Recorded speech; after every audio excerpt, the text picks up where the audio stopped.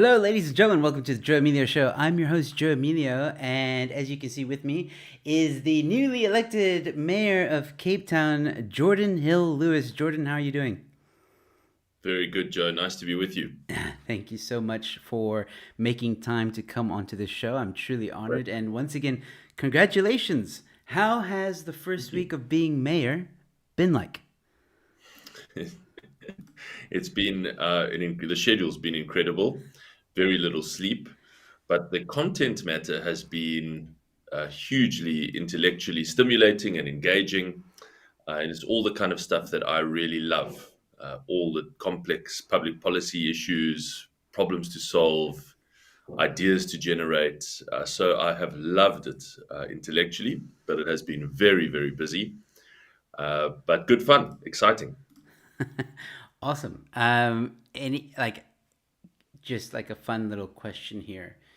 Is it what you thought it was going to be? At least your first week, like we all. I'd imagine it was like going to like a new school almost, like, or maybe in the next grade up, when you go to like grade from grade 11 to grade 12, you're not sure what to expect. You're nervous. You make sure you're cleaned up and you're ready. Was there any like setbacks, or was it everything just run smoothly? No, no, there's been, I mean, it's pretty much exactly what I expected, except for the fact that, you go in bright-eyed, bushy-tailed thinking that you're going to set the agenda, and very quickly you realize that there are some hidden dragons and crocodiles just below the surface that you had no idea of, that really immediately you need to give them urgent attention. Otherwise, they threaten to set the agenda. Oh, So, for example, on day one, I'll give you a great example. On day one, uh, you know, I had to meet with PRASA about trying to get the trains back on track and get them running again. And they kind of let me know in a matter of fact way that we've got to find alternative land for about 1,000 families who are currently living in informal structures on the train tracks in Cape Town. Just one part of the train tracks. In fact, there's many more that are living in another part. But just to get that crucial central line up and running, we've got to find land for a thousand families. Now, that is no easy task, let me tell you. That is really, really difficult. That is a lot of people. And so, that came as quite a shock, quite a bucket of cold water.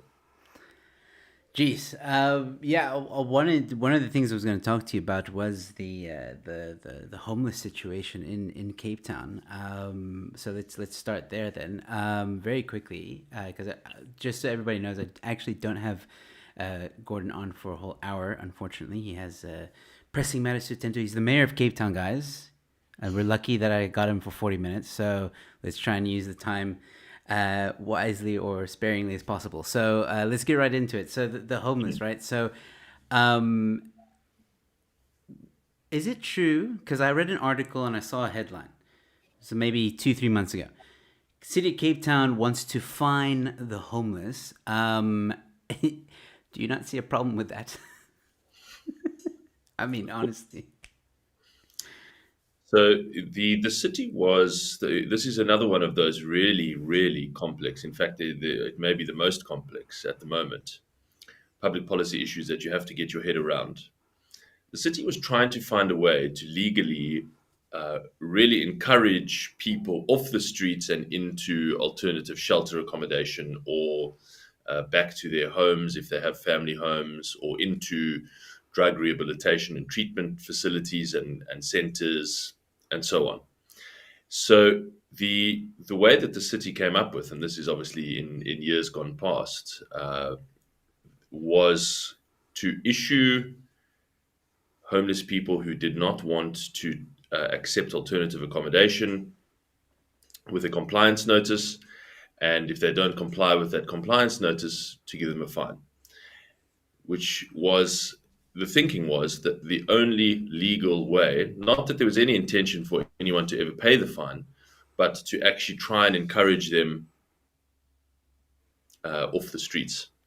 Now, what I've done is, this is a really complex thing to get your head around. So I've started by just going right back to first principles, right back to the beginning, and starting to read through all of the documents, all of the criticisms of that policy, all of the defenses for it, the legal opinions, and that is a quite a mammoth project. But it's important for me to feel comfortable that that is the most defensible and sensible policy, or if there's better alternatives out there, to think deeply about what those are.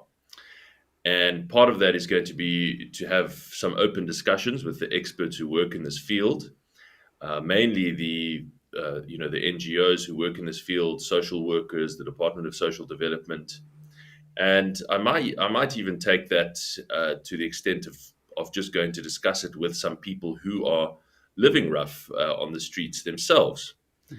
And so that's the kind of thing that I like to do, to roll up my sleeves and get stuck into the detail of a policy problem. And so that's what I'm busy doing. It's a lot of material to wade through, but I think it is crucial. It is obviously a huge concern in the city, and one that keeps being raised, as you've raised it now, quite rightly so. And so it's one that requires a lot of attention. I've also said, by the way, that we've got to lead with care, and really make sure that regardless of what has brought you to the street, that that has caused you to be living rough, uh, without accommodation, that the city leads with a care program that seeks to help you get off the street, whether that be social interventions, whether that be expanding our safe spaces and temporary accommodation facilities, whatever that is. We've got to make sure that every one of those residents, they're also residents of Cape Town, feel the same kind of care that we are trying to build across the city. And so that's very important to me. Well, I'm glad to hear that you want to roll up your sleeves, and you'll go on the ground if you have to. And Gordon, I really hope you will. I mean, I was on the ground, so to speak, not too long ago in District 6. There's a group of, they call themselves the Backyard Dwellers. I don't know if you've heard of them. Sure. And the one person that's part of that group was explaining to me, which I also saw on Twitter, someone also tweeted this in the comment section of when we were, telling people about this show. They said that, people have been waiting for houses for like almost 20 years, some of them 30 years. And it seems to be a problem with the system where they can't afford a bond, but at the same time, they're too rich for the RDP houses. So the Yeah. system almost works against them. And I've heard this from the Backyard Dwellers. And they've even said things like, give us a subsidy, give us something, give us 50-50, anything, because they want to work. It's not that they're sitting around. I'm talking about the homeless people that want to work, right? I'm talking about the ones that are not drug addicts and stuff like that. I'm talking about the ones that they're really stuck between between a rock and a hard place. And yeah, is that have you looked at any of those problems in the system? Oh, absolutely. And this is actually something that really excites me, is about how to improve the lives and the lot of so-called backyard dwellers, because there is huge demand in Cape Town for affordable accommodation at the level, as you rightly say, that is just above the threshold for state subsidized or state paid for housing, but is well below the threshold for bank financed housing that you can go and buy. And so there's a huge number of really entrepreneurial people, lots of them young entrepreneurial people, who are stepping into this space and saying they will actually be what are called kind of micro property developers, and that they are taking their property that they do own and they're developing two or three backyard units. And those are increasingly actually quite smart, quite formal, brick and mortar structures that are then rented out in that low income market, in that affordable market. They create an income for the landlord, and they create much better accommodation much quicker. And that's the important thing, much quicker than the state is able to deliver. And isn't that a wonderful solution? You're creating a small business for someone that creates a great income, and you are meeting the demand for affordable housing in the market that is so clearly there. Mm. And the rents being obtained for those new kinds of units are extraordinary. People are paying 2,500, 3,000 rand for per month for one of those units. And so it's clear that there's massive demand and that there's a need for much more of it. So as the city, what's our role in this deal? The city historically has seen those backyard units as kind of illegal building structures Yeah. that are off plan, and therefore they're a problem. And often they can be if they are so dense that they overwhelm the local infrastructure, they overwhelm the local sewage system or the electricity connections and so on. But that's where the city has got a proactive role to play to go and upgrade infrastructure there and not see those micro developers as a problem, but actually as an integral part of the solution in delivering more affordable housing. And so, one of the conversations I've started right up front is how do we get a much more understanding, accommodating planning environment in those contexts to actually see those micro developers as part of the solution. And I'm very excited to pursue that work. Mm. And then just like, sorry, it's a good plan. I like the plan, but what concerns me a little bit is, there's you've heard these rumors from same people who say that the houses that they've been waiting for, RDP houses, whatever, what have you, get bought by foreigners and then sold or rented out to other South Africans, but Yeah. they've been on the waiting list for God knows how long. Um, so there's also that little, I don't know if it's a corruption thing. I don't know what it is. I'm not saying it is or isn't. It just seems a bit weird to me that that's allowed to happen, and then you get what you've just mentioned. The illegal setups of shacks. Like I went to a house that had 40 people living on it. As a matter of fact, Big Daddy Liberty was with me, and we did a show on it. And it's 40 people living in this one little. I mean, it's a small house. It's really small, and it was heartbreaking. But there's a lot of problems with that. Sanitation's not very good. Yeah. It's dirty. There's animals all over the place that don't look very healthy as well. So that's another issue. And then obviously during COVID, there's no much room for social distancing. So, yeah, what about that part of the system? What about the part where people are buying these houses and selling it to other South Africans? And then it causes this problem where people think the DA is just not giving houses to these people. Well, look, we are slowly moving past the age of mass state subsidized housing in South Africa. And the reason for that is that the state is, at a national level, I mean, is slowly going bankrupt.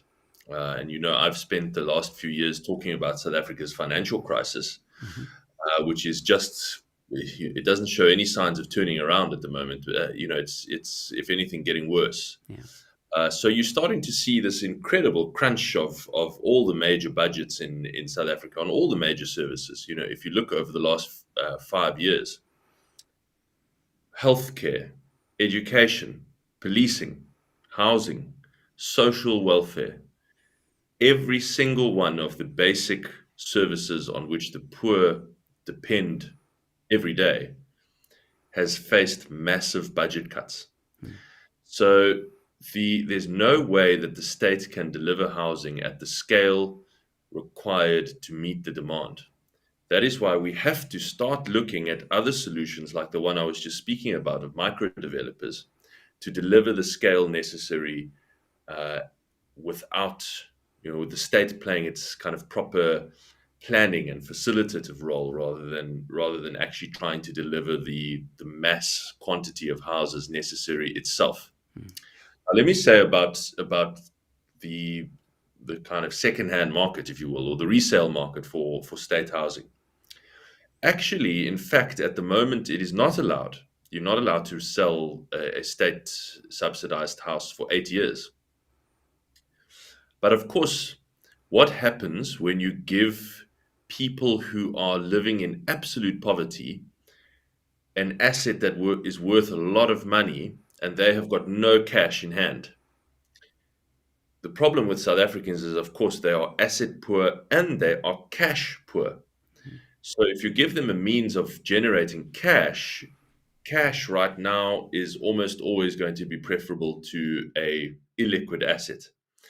And so the houses get sold immediately on a kind of grey market, an illegal resale market, which is devastating for the recipient of that asset from the state, Yeah. because they've received an asset that's worth about 200,000 rand plus, all the underground services and so on, and they're selling it often for a fraction of that cost just to get some cash now.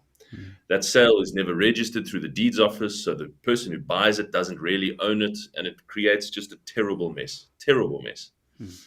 But actually, my preference, Joe, is to say, stop telling people that they can't sell the house properly. I would much rather that that sale be properly registered through the deeds office so that they can realize something nearer the true value of the asset. This is the seller. And the buyer can buy an asset that is actually in his or her name, that he can then either sell on in years to come or leave to his children, or do whatever one does with a valuable asset. Mm. And so I actually think that we've got to get rid of this limitation on resale and let people do. Once they get the asset, they must decide what to do with with the asset that they have. Mm. And I think that by and large, you will find that people understand that this is actually a valuable asset, and that it is, that they will behave very responsibly with it. By and large, of course, there will be a large number at the margins, or a significant number at the margins that don't do that. But that's the nature of it anyway, because as I say, there's a grey market for resale. Mm. Yeah. I think it's look. I like what you're saying on that point. I think that will, in a way, wash your hands of it in a sense, like, like, hey, they bought it fair and square. It's their property to do with what they wish. We've done our part. We've held our part of the bargain by giving that person a house. What Yeah. they do with it is up to them. So yeah, well, I guess that I guess that will remain to be seen. I want to move on to something that's very pressing at the moment, and I know that a lot of my viewers are going to be upset if there's two topics that I have to talk about. And the first one, let's start with this one. Last night we heard Cyril Ramaphosa go on national television and talk about the possibility, that he's putting together a task force to do a bit of research and decide on what mandatory jabs would look like, and if they should be implemented at all, and so on and so forth. I'm paraphrasing, of course. So I wanted to know, as the mayor of Cape Town, how do you feel about it, and where do you stand on mandatory jabs if they're implemented?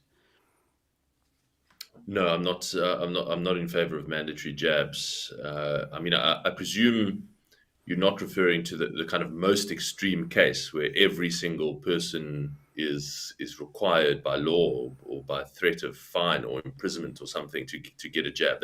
I don't even think that's on the table at all. Mm. But I'm not even that sure that I'm comfortable with the idea of workplaces or employers requiring citizens to receive the vaccine, otherwise they lose their job. I think that is something that I just can't feel comfortable with. And I know that I'm sure some of your viewers are going to say, well, yes, it's no different to a seatbelt. But I do think there is a higher level of You don't know uh, my viewers. My that's viewers are very much against the mandatory vaccine. As a matter of fact, and I've said it on this channel before, I believe in the Constitution, and that everyone deserves the right to choose whether yeah, they should get it or not. It's in our yeah, Constitution. that's pretty much my view, and I don't like the idea of people being punished for, certainly Absolutely. not punished economically, like with their jobs. 100%. There is a debate to be had, and maybe now I'm going to anger your viewers, but let me just say I think there is an honest and nuanced debate to be had about where there's no economic punishment. For example, going to, I don't know, get on a plane or something to travel overseas, or go to a crowded theater or something like that. There's no economic punishment. There's a kind of different level of negative incentive, but not nearly as serious as, well, your job and your livelihood is on the line. Is that acceptable? There's an honest debate to be had about that. Whether the proprietor of that particular institution or company or airline wants to do that, that may be up to them. But certainly, what I am clear on is not, when your livelihood depends on it. I don't think that you should be forced to do anything under duress. It should absolutely be your free choice. Mm. Yeah, this is where you and I will probably part ways, because I don't think an institution has the right well, it doesn't, That's where the gray area is. And I think this is what you mean by Yeah, there is a exactly. space for Yeah, debate, because it's an yeah. independent business. And if I'm the owner of a business and I want people to be vaccinated and have the jab, then, as a private entity, as a business owner, then that's, my prerogative. Tough titties. If you don't like it, go to another business that doesn't require that.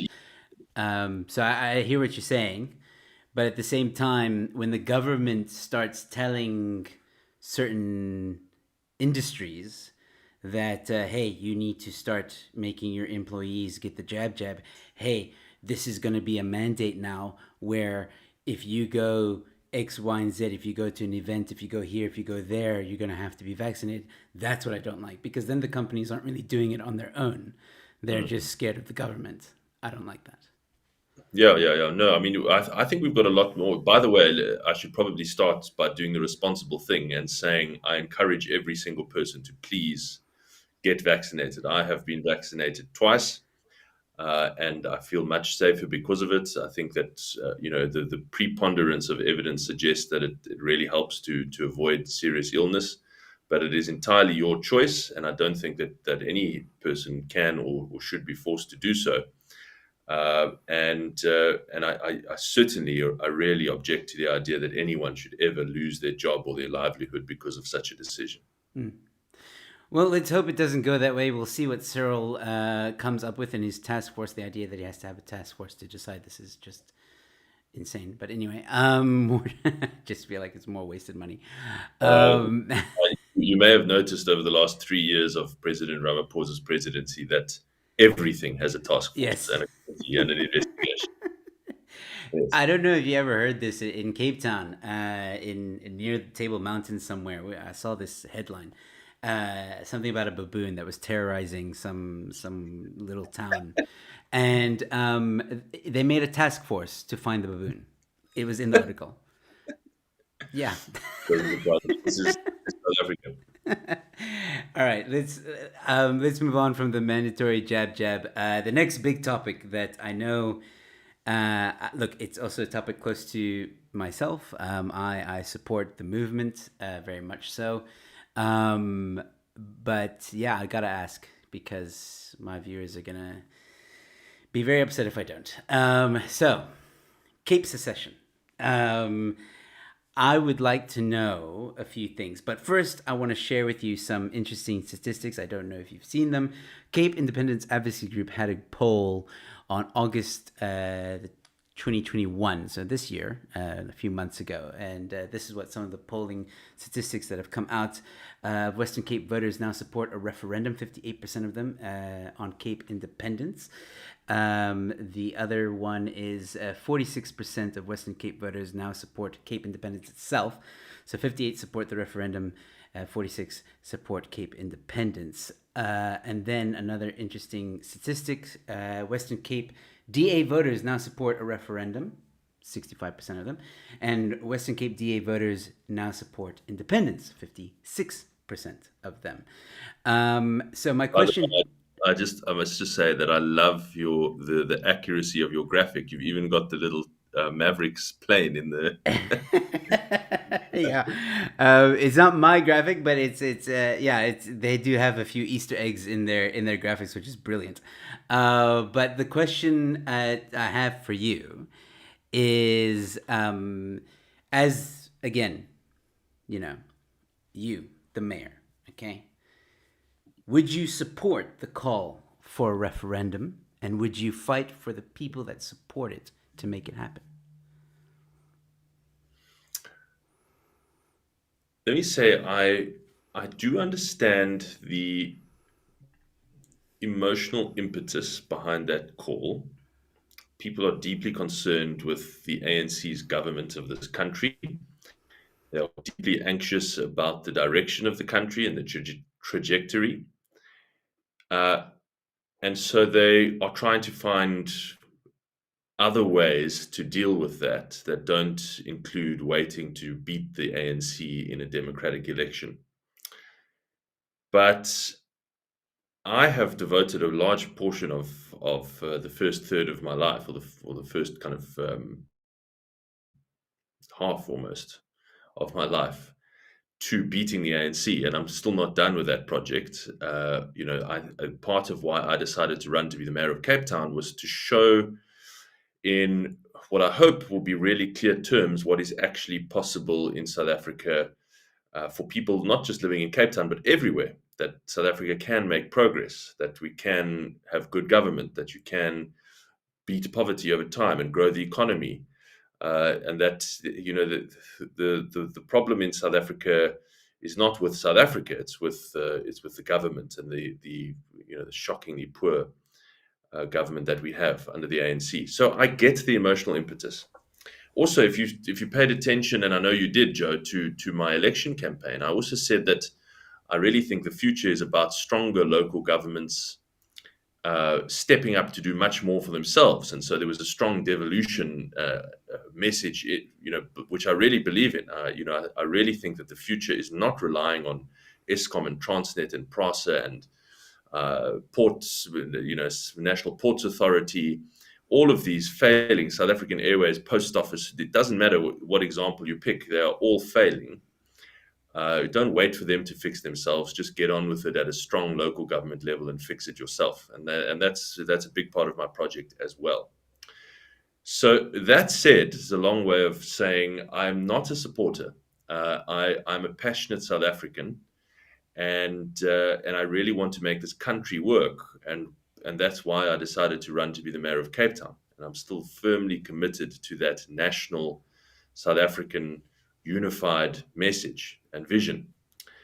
And also, I would make this point, Joe, for the first time. No, no, in fact, not for the first time, but really, for the first time, Cape Independence was on the ballot in a big way. It was right front and center in this election. It was well funded. It had more posters and adverts than I've ever seen it have before. So even though it's been on the ballot before, it's been a kind of tiny, really insignificant player. Now it was front and center. It had endorsement from major political parties.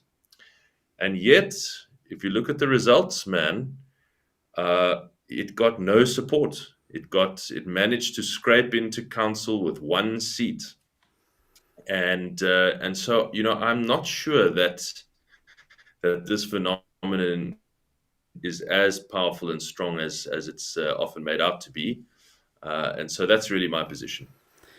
Fair points, but I would push back a little bit and show you another statistic where it shows you here 72% which parties do independent supporters vote for. 72% DA, 10% FF plus, 11% ANC, which is a very surprising number. ACDP, sorry, Cape Party, you can see there, and is also in the minority and stuff. Cape Party is not to be confused with the movement itself. I know that the Cape Party or the Cape Independence Party rather, is the party. It's the political party. But when you look at the bigger picture, they did get a seat for the first time in government this round. They have grown in popularity, but the movement itself is far bigger than I just get that. the party. I get So So let me just supplement my answer by saying, I don't know which of us can possibly know what the next 20 or 30 years holds in South Africa's trajectory. You may argue, and other supporters may argue, that the future holds the kind of fracturing of the unitary state. Yeah. I don't know. There's just far too much water to pass under the bridge. But what I can do is focus on what I'm doing now, which is to build a really strong, competent local government that stands up and says we do not need to rely on these incompetent, broken national services that are totally crippled by decades of cadre deployment and corruption and ineptitude. We are going to stand up and do a whole lot of these things better on behalf of our residents, and to protect our residents, and to give them a sense of security and hope and optimism about the future. And I think that will be a valuable investment for Cape Town's future, for the Western Cape's future, and indeed for South Africa's future, no matter what happens. So that's what I'm, rather than having a kind of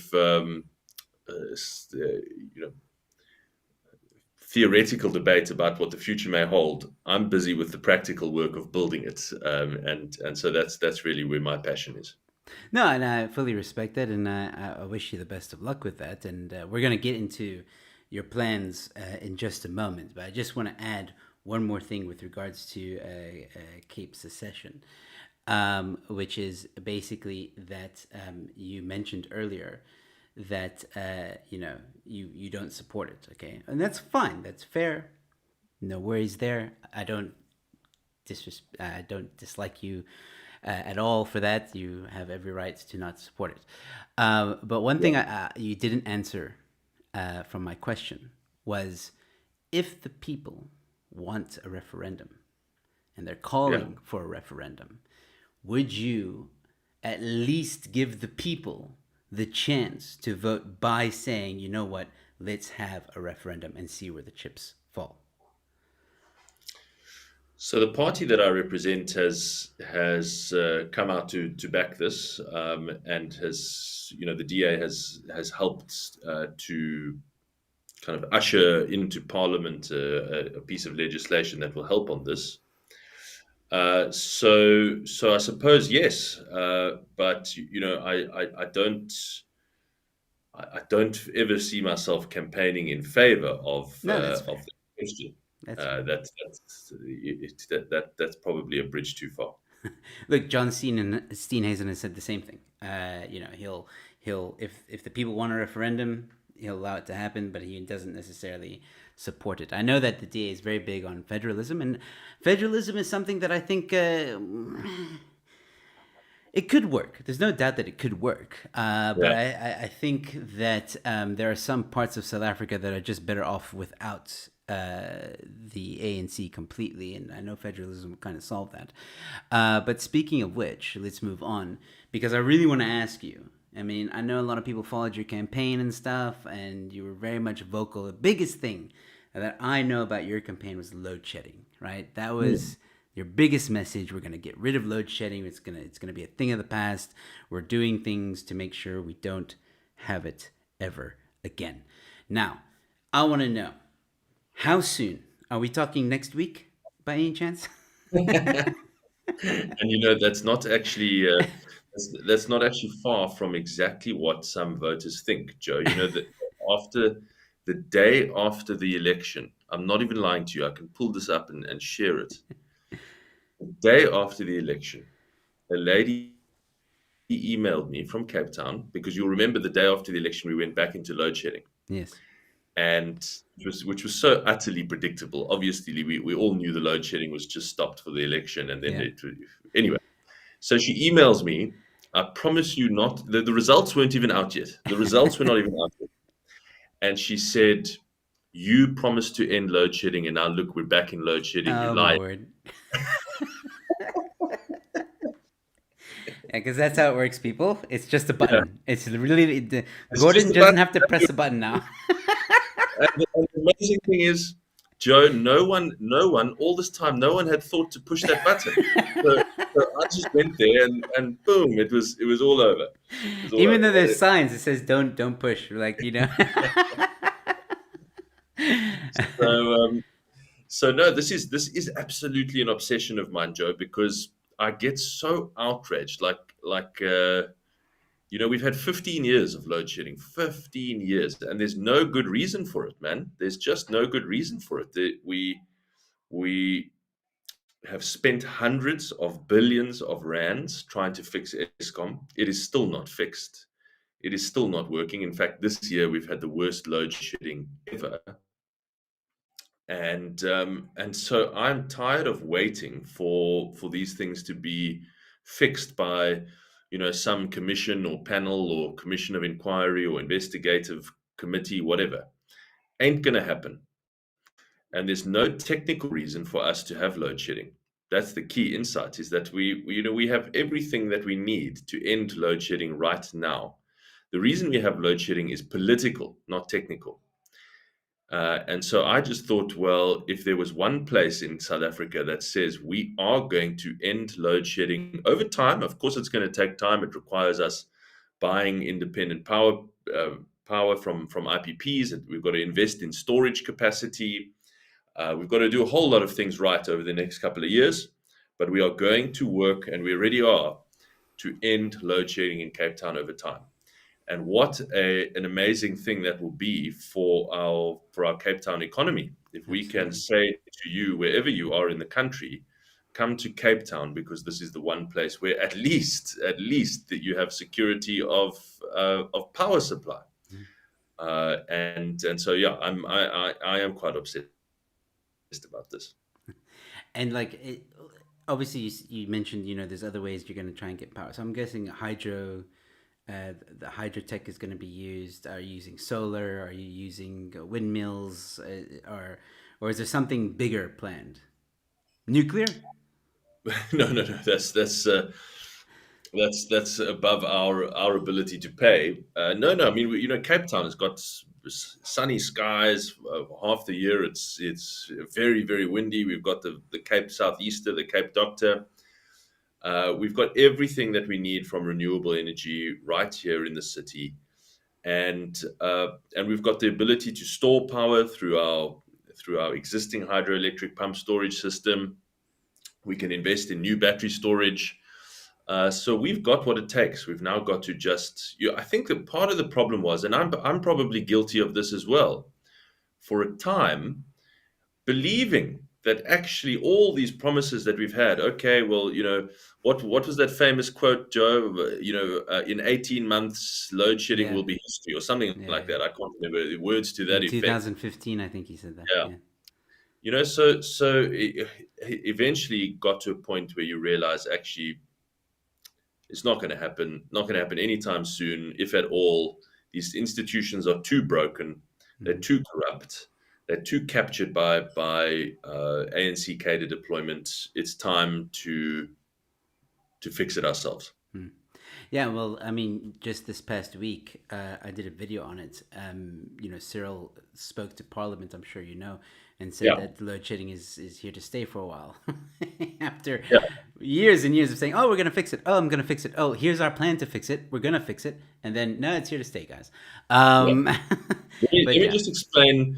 Let me just answer Deborah's question. Deborah Woolifeed, you asking why load shedding is political. I'll explain that to you, Deborah. There is no good technical reason why South Africa should have load shedding.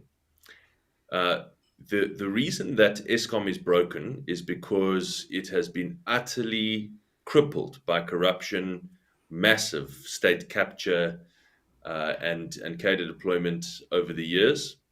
And so it doesn't work anymore. That's broken. But even with that being broken, we could still solve load shedding pretty quickly if the Minister of Energy would just put his signature to giving big cities permission to buy their own power. That's what we've been calling for the better part of probably more than 5 years. We've been calling for, give those cities that are well run, that have got the financial base to do it, like Cape Town and others as well, give us the right to buy our own power. Remember, in South Africa, we have a legislated power monopoly, only ESCOM. And the state, the ANC, has refused to loosen its vice grip on that monopoly. And that is the political reason, Deborah. And now there's just a little crack in the door that's opened with the regulatory change that happened in July, and now we're saying we've got to kick that door down and go and stop load shedding. I Fantastic. hope that answers your question. No, it does, and thank you for fighting that fight. I hope that you kick down that door really hard, and knock Cyril's face in. So when you do it, I think these are very good plans. I like what I hear. Is it true that you're the youngest mayor ever? Yes. No, Fantastic. not in South Africa. No, no. There's lots of younger mayors in South Africa, but in Cape Town. Oh, Cape Town. Okay, cool. Yeah. That's awesome. Um, Congratulations once again on being mayor. I see we're almost out of time, so I promised you that I'd keep you for just 40 I've, minutes. yeah, yeah. No, Um, so I think there's about 5 minutes left. So very quickly, no problem, Matthew. is this what you were laughing at? Yeah. No worries. No. Gordon and I actually met 2 weeks ago, 3 weeks ago. Yeah, at this amazing NFT auction where someone Yes. paid, can you believe it, 40 grand to have coffee with me. It was an Really? extraordinary thing. Was it a? Was it? Not to Was me, it? by the way. I'm afraid, I'm sad to say, not to me. It all went to charity. Very good Yes, call. yes. It was a charity event where we met, and this wasn't it, guys. This wasn't. I didn't pay that amount to have Gordon on the show. Yeah. Well, that's interesting. Don't. Was it fun? Like, did you do the coffee thing? So the reason I accepted the invitation, I mean, I get hundreds of charity invitations all the time, but the reason I accepted it was because it was auctioning this thing called an NFT. Yes. Uh, Joe, you might know a lot more about this, but I always like to, as I said to you right at the beginning, I like to get stuck into new and interesting problems and things and ideas. So I knew nothing about, or very little about what this was and how you could have a digital auction of a piece of artwork that kind of, to me, just seems like you're emailing someone a PDF. But anyway, so I thought I should go to this. I should go to this so that I can learn a little bit more about this exciting new thing, and it was very informative. So in that sense, it was great. It was nice Yeah. to be there. No, it was a lot of fun. I think yeah, you were auctioned. There was an auction for Rob Hersoff also, and then there was other interesting things as well, like shoes, but they were very special shoes, paintings. Yeah, it was a fun evening. So yeah, that's where I met Gordon, and then I asked him, "Would you be on my show?" And he said, "Let's chat," and that's how he's here. So yeah, no bribes, no, no, no, nothing like that. Once again, Gordon, thank you so much for giving up What a some of pleasure. your time. I know you're a very busy man. So, with that being said, I am going to end it here. I know you want to spend time with the family. Is that them in the background? Is that your lovely wife and daughter? That's Yeah. them. That's them. You guys make an awesome family. So, Gordon, if there's anything you want to say in closing, now is your chance. This has been a fun conversation, Joe. Thanks so much. Thanks to your viewers. I've enjoyed some of the comments. Sorry that I haven't been able to respond to more of them, but always fun to chat with you, Joe, and look forward to more discussions in the years ahead. That would be amazing. Yeah, I would love to have you back on the show anytime. I'm sure I will. And yeah, I believe I have your. Am I correct in saying assistant, Dwayne? Yeah, he's my media officer. So you can get in touch with Dwayne anytime. All right. Yeah, he's gonna be on the show in I think 2 weeks. So it's gonna be fun chatting Great. to him. But yeah, okay, Gordon, I'm gonna let you go. Thank you once again for your time and everything. It's been a very awesome chat. Thank you for the interesting chat. Thank you for all the work that you're doing, and I wish you the best of luck moving Thank you forward. so much, Joe. Thanks to everyone for tuning in. It's been great fun, and have a lovely evening, everyone. Cool. Cheers.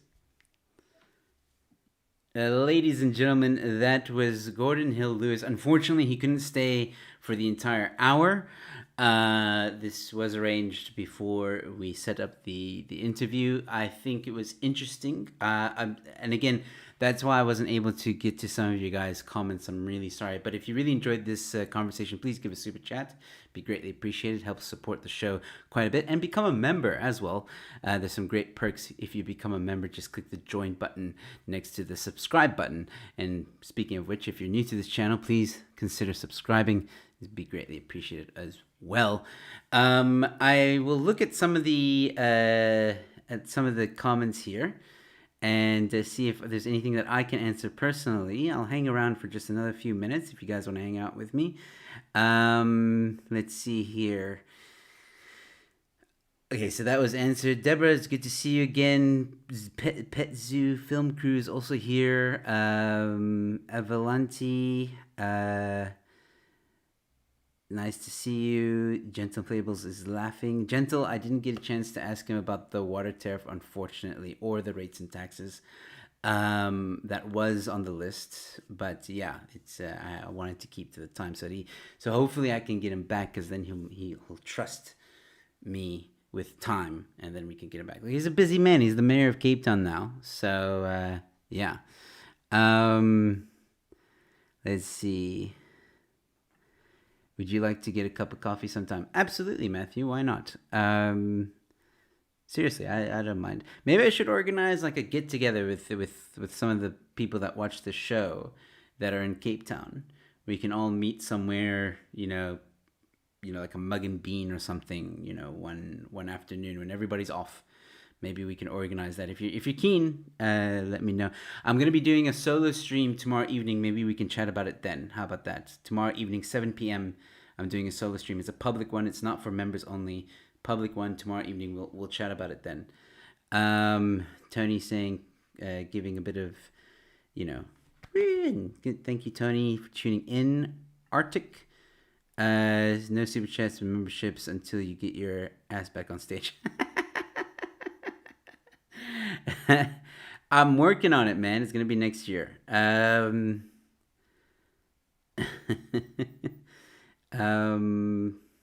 Only 40K. Dude, I'm in Pretoria. Well, then next time I'm in that area, which will probably be sometime next year, I'll let you know, and we can meet up for coffee if you're interested in that. I'll come and shoot it. Yeah, we'll chat tomorrow. Maybe some people will want to come and do like a meet and greet, in the next 2 weeks when everybody's off, like after the 16th, like when things are a little less hectic at the moment. So yeah, let me see. There's any Gavin Comer. I don't know if you're still here, but thank you for tuning in. Deborah Oliver, thank you for tuning in. Cameron Engelbert, thank you for tuning in. Sorry, Brendan Hill, thank you for tuning in. Graham MM, thank you for tuning in. Hindu was here. Thank you for tuning in.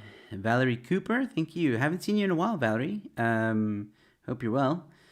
Explorer, haven't seen you in a while. Hope you're well. And yeah, Tony said hi to you already. Gentle. Yeah, guys. Thank you all so much for tuning and watching. Please share if you enjoyed this little interview. I think is on the red list. I was there not too long ago. Not a problem. Yes, it would. But if I'm ever in your area, Tony, I'll let you know. Okay, Volanti's also in Pretoria. Okay, so I got a few more people to meet in Pretoria next time I'm in the area. Anyway, ladies and gentlemen, tomorrow evening I'll be doing a solo stream. Please tune into that. We'll chat. It's at 7 p.m., ladies and gentlemen. 7. Wait. Hold on. I don't want to lie to you guys. Let me double check that. Because just now I say 7 p.m. and then people are mad because it wasn't 7 p.m. and people get really It is 7 p.m. 7 p.m. tomorrow evening. Please join me for that. I hope you enjoyed the show. I did. It's nice, good back and forth. I enjoyed it thoroughly. Gordon, I think, is a good guy. So yeah, I hope you guys got the answers you wanted. If not, maybe leave it in the comment section, and hopefully next time I have Gordon on, I'll ask him. Definitely gonna ask him next time about the whole water tariff situation and rates and taxes. But I also want to do a little bit more research on that myself to be more knowledgeable about it. But yeah, so far I liked what he had to say, and yeah. Valerie saying, I have been watching on TV. No chance here. No worries, Valerie. Tune in tomorrow evening, 7 p.m. if you can. So yeah. Okay, cool. Ladies and gentlemen, that's it from me. Once again, no, Helen, why do you tune in like at the end? Yeah, like hello and cheers. All right. Tony saying, on my bucket list to return to South Africa at some point, God willing. Yeah, well, then we have to meet. Like if you manage to get here, just swim. I mean, it's not that far. No, I'm kidding. Don't do that. But yeah, if you're ever in Cape Town, Tony, we gotta meet. So yeah. Anyway, Helen, thank you for stopping by. But yeah, it's at the end now. Cool. Ladies and gentlemen, once again, thank you so much for tuning in. You guys are awesome. Thank you so much for watching. Share it if you enjoyed it. I'll see you tomorrow evening for that solo stream. If I don't see you then, stay safe, be kind to one another, and I'll see you at the next one. Cheers.